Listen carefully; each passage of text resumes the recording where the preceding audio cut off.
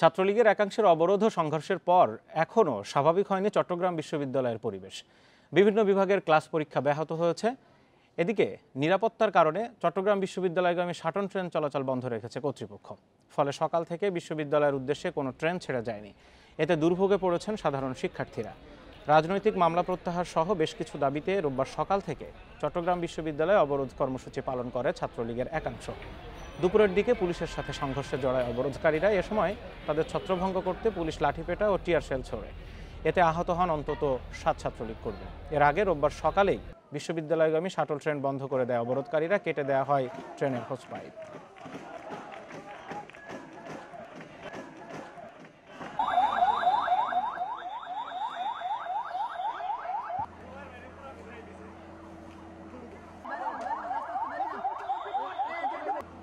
স্বাভাবিক পরিস্থিতি এখনো না হওয়াতে এখনো পর্যন্ত ট্রেন চলাচল বন্ধ রাখা হয়েছে আর কি।